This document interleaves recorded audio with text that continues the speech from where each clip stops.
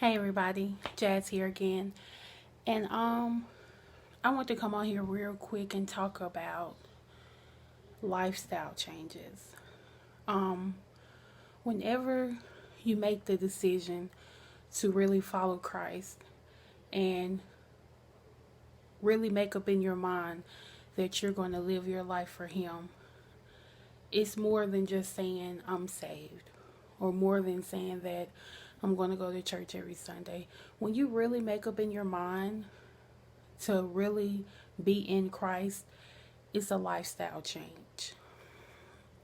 And I know a lot of times people, especially Christians, um, whenever we see someone in sin and they talk about what they had to go through to come out and finally decide to live their life for God, they don't take into account what they have to go through to change their lifestyle. And everyone's lifestyle is different. Everyone's sin is different.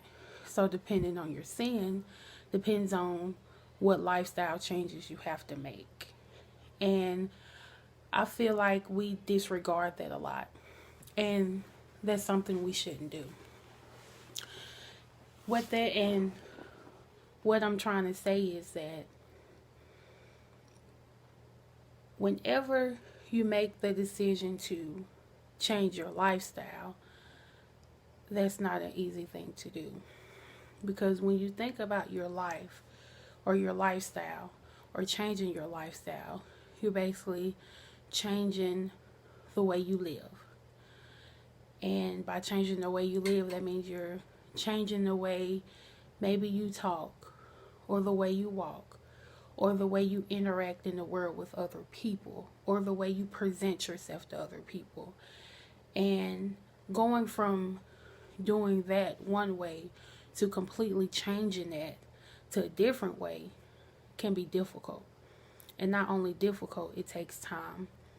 And sometimes people don't take into account what people have to go through to actually make the necessary lifestyle changes in order to follow God or to be in Christ fully, 100%, living your life for God.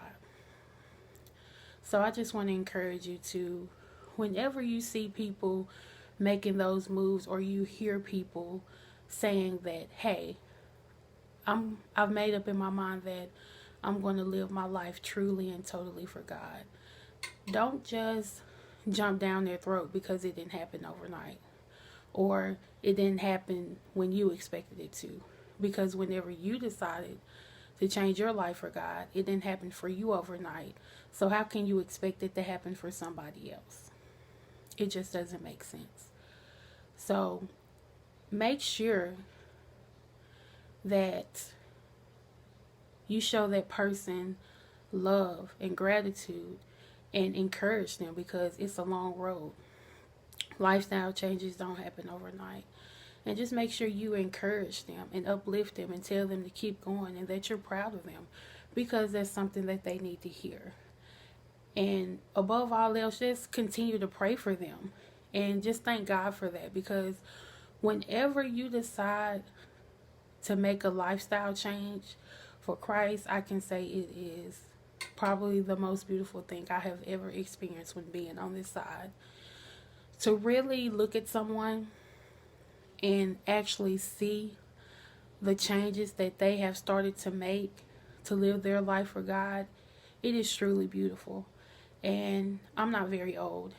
And you know, we are the new generation. We are the next generation coming up in Christ. So it's up to us to live by example and be that example that other people look at to follow God. So it's truly inspiring and it's truly a blessing to see people start to make those changes. So I basically just encourage you to encourage them. And I really hope this blessed somebody. Be blessed.